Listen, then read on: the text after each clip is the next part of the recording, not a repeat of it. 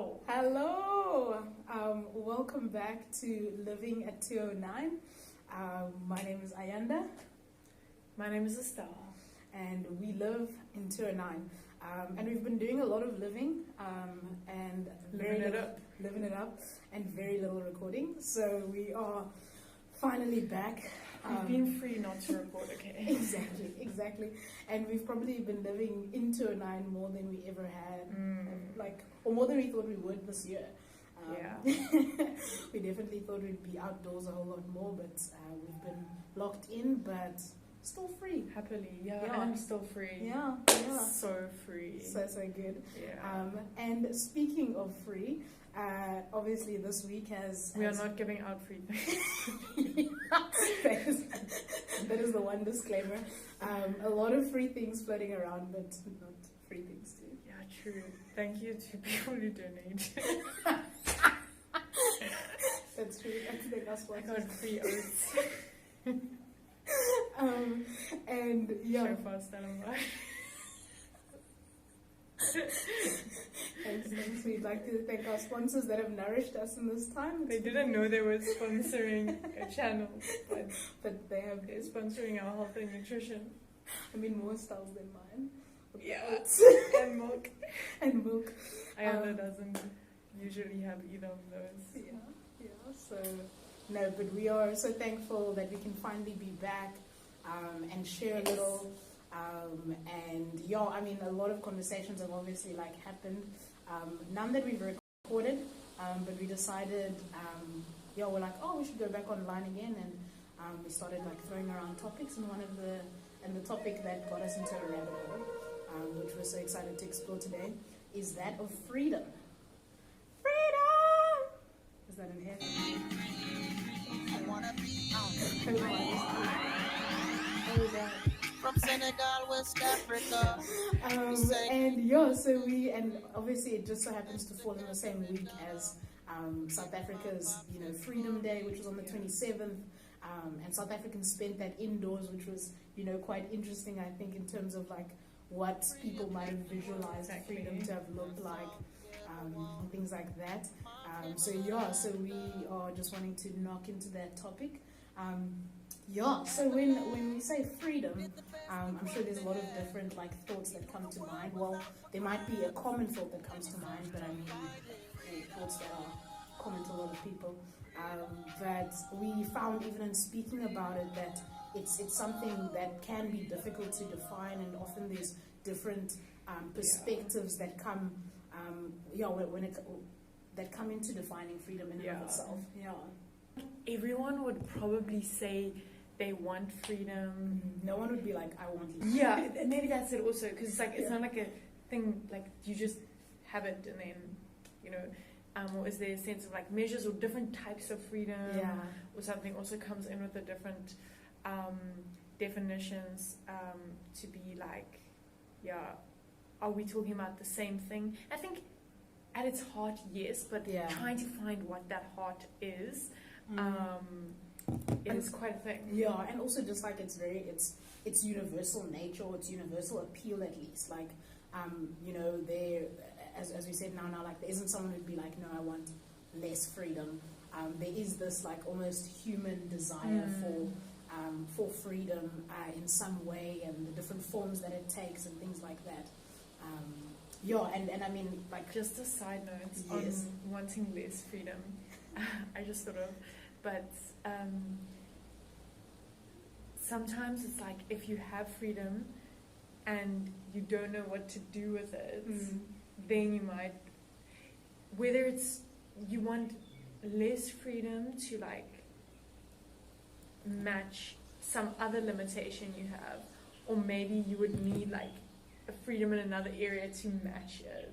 So I'm let's say you have this freedom of choice to, and I always think of this with consumerism, where you go into a shop and there's so many brands, and it's actually too much, or you're couldn't you just make the choice for me, or something like that. So anyway, it's a very complex sort of thing, but I just had to throw that. Just throw it in there. No, I completely agree, and I think What we also looked at, obviously in light of South Africa having celebrated its Freedom Day, is that, I mean, we can say that our society is certainly more free than it was, to almost now 3 decades ago. But whatever form freedom takes, I think, at least on a national level, I'll sort of by saying is that freedom is governed in some sense. Freedom, in as much as it's shared and we have it and we maybe experience it on an individual level. It's not like South Africa now, in being free, has no government that's governing it. There's still sort of parameters. Yeah. It's not like freedom. there was a government like oppressing and taking away freedom, and therefore we must get rid of the whole concept of government. It's like, no, there's still a government, there's still laws, but they now are for people's freedom, which is funny because is not having laws freedom? We might sometimes be tempted to think of it like that. Yeah. We're like, just like, no restrictions at all. Yeah. But then at the same time we would say we're free. Is that really the case? Yeah, no, exactly. And I think it's kind of this thing of like, sometimes when we do say the word freedom, what comes to mind is this ability to do whatever it is that you want. But if we sit and actually, we sit with a statement like that, you could understand its potential for destruction as well. I mean, if everyone is free to do whatever they want, whenever they want, I think, especially, like little children, I mean, if a child is free to do whatever they want and they ask their dad for the keys to the car, jump in, drive, that isn't freedom. Like, if we're going to coin it as just saying, it's this ability to do whatever you want. Be like, if I'm angry with someone, I can kill them. Yeah. No. You'll probably regret it later. And you'll get arrested. That's because there's laws. That's because there's laws. There's something governing. That's, because of the lack of freedom to do that. But now we actually see that example as probably being a good curb on that particular freedom or something like that. Yeah. That, like we were saying with South Africa, it's Freedom Day. We're remembering being free, and yet we still have laws governing us and a government governing us. But what are we free from? Maybe like those oppressive laws and segregated society. And one can also question as to the extent of the current freedom. But then using a more abstract example of like something that, when someone says to me like freedom, and I'm just like, you're like flying. If the song could be free, that would be really free, like, and that brings us to this whole thing like, okay, so we under like the laws of physics and natural laws and probably like the laws of gravity, but then to be like, okay, say we were free to fly, say people could fly, and we're just like, okay, I'm just gonna go to the grocery store, okay, don't worry, I'm just gonna have a little fly. There could be a world like that in my imagination. Yes, we've already been through this whole thing in our earlier episodes. Much harder to do. Don't really rush to fly, just be free and you'll fly. Oh yeah. So now, say if we could fly, then would that mean that there would be no natural laws or no physics? Well, no, because the reason we exist is also dependent on a lot of those factors. So it would just be like tweaking a few. But there would still be some sort of system. There would still be a governing structure of the way things are, which could bring some insight, hopefully, into when we start looking at freedom as now a more personal thing, because I think each person knows for themselves this kind of reckoning with freedom. Exactly. So there's the freedom that then also exists on an everyday level, in kind of like, what you're doing in your everyday. And someone then might be like, well, on a sort of government level, that I'm free enough, and sort of like now on a personal level, like what does what does personal freedom mean, and is it personal freedom? Are you actually in those everyday choices and the things that you do? Is there nothing governing someone? I don't know what your thoughts are. Maybe someone. I just think of like how typically people would often like call out like society as, you know, defining so much, even if it's like, you know, society defining what's beautiful, and then you like now, you know, choose. We already did the whole immersion. You choose the clothes you wear, or you choose the things you talk about, because of societal norms or that sort of thing. So we start to see that, like, although we are people who make our own decisions, there's influences on our decisions. So maybe freedom comes down to saying, what is the ultimate influence on our decisions? What is that driving force that's pushing those decisions that are made every day? Are they really just out of nowhere? And I mean, as humans, we exist communally, so I think there's an aspect in which, like, you are constantly you know, rubbing up against someone, so there is that influence that either like your family bears on you, or the people that you encounter bear on you. So in that kind of like the desires that you would have on that, like, would also naturally be formed by society in some way. But also there's, I think, for example, if someone had to ask you, like, okay, like, you know, what do you want to do? And it's, you know, like, you could, you know, decide on doing anything, like whatever it is that you want. When freedom gets down to that, I think even, you know, more personal level of just like, again, as we said, for lack of better words, doing whatever it is that I want. Like, it's like your desires. It actually comes down to that. Yeah. And what is driving your desires? Do you feel in and of itself that in and of yourself that you're the one that is governing that, or are they perhaps governed by something else? And throwing another thing in is like, are our desires governing us? Yeah, because then we start to say, like, although we may have all these other freedoms, if our desires are governing us, then there's always this sense that we're always governed by something. So if you want to have a freedom of like no restrictions, then even if you have that, you are still your own restriction.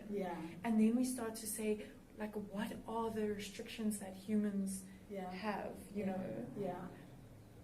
And what is it in particular, like, that is ruling you? Because something is ruling you. And so I think then what we want to propose from that, if we can jump there, is that's what I was also thinking. Yes. Our free minds think alike. Next podcast on that. So I think then what we then, you know, aim to propose is that these desires aren't something that's out of nowhere, and they aren't like, they can't even be something that can be considered pure per se, like the desires that we have. And I think all of us, if we are honest with ourselves, we know that some of the desires might even be destructive, or like, if not to ourselves, to someone else in some way. And so I think within that, then it becomes important to define, like, what is the driving force. And we want to suggest that from a Christian perspective at least, is that the driving force, like, of how we use our freedom, of how we express and see freedom, prior to knowing Christ, is often sinful desires. It's desires that, and when we say sinful, just on a basic level, it's desires that are contrary to how God, who made us, would have us operate and work.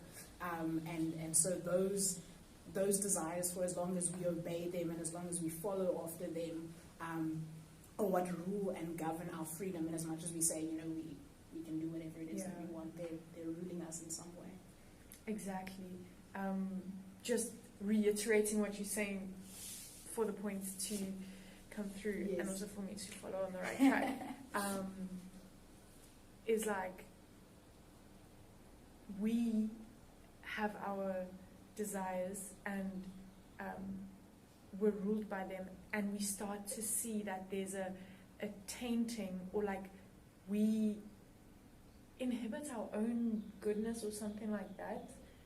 Basically, like, there's something bad in all of us, right? So even if we had perfect freedom around us, the bad in us would still mean that we don't have this elusive freedom that each of us desires after. And exactly, as Christians, we see God has made us and He made us good, but there's sin in our hearts, and it's so interlinked with our desires, because now our desires are not after God Yeah. and His way and who He is, Yeah. but they actually, it's funny because they are self-serving, but in being self-serving to the wrong extreme, where we now want to cut God out of the picture, they become destructive Yeah. to us. And so when we want to be free from God, we actually cause our own like anti-freedom or something Yeah, like that. a kind of enslavement, like, and I think it forms like such a core part of our nature, that to kind of decipher, and I think that's also often why people think if left to their own devices they really could be free, is that it's so difficult to actually, like see in the heart that, oh my goodness, this particular desire is actually not right.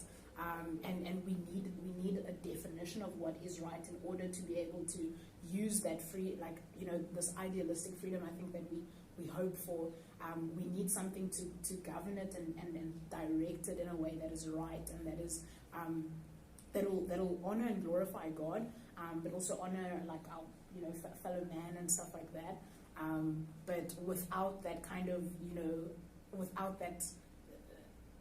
that governance that comes from the Lord, where we're not able to have those desires actually either be turned, like if they're explicitly like evil, to be turned and to be changed, or to have desires that are maybe just misdirected, actually directed toward what they ought to be, if that makes sense. Yeah, and I think on that last sentence you've said, just the whole verse in Galatians where it says, what does it say again? It says it is for freedom that Christ has set us free. Therefore, do not be yoked again to a bond of slavery. Yes. So we need to be set free. That's why we all desire freedom, because we see this, we are like crushing in on our own freedom. Yeah. And so Christ comes and sets us free to now live rightly with God. And He sets us free indeed. And like from there, it's now like what I was saying in the beginning about like, oh, what do you do with your freedom and different extents and that whole thing. Like, then from there we have this now like oh wow, well, now we can fly. Where should we go? How high should we fly? I don't know, what move should I pull? But yeah, just to, when you realize that Christ sets you free, like you need to realize you need to be set free. Yeah. Then you're like, He can do it. I mean, Jesus Christ came, 2,000 and something years ago.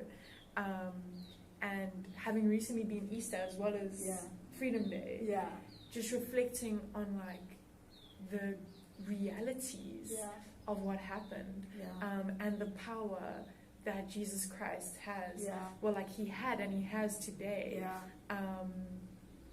it makes you so free. And I think it's cool to also like personally testify to that. Like when we think of freedom, just being like, wow, like I live knowing that I'm free from the curse of sin and death. I love that phrase because it actually encaptures everything that I'm terrified of.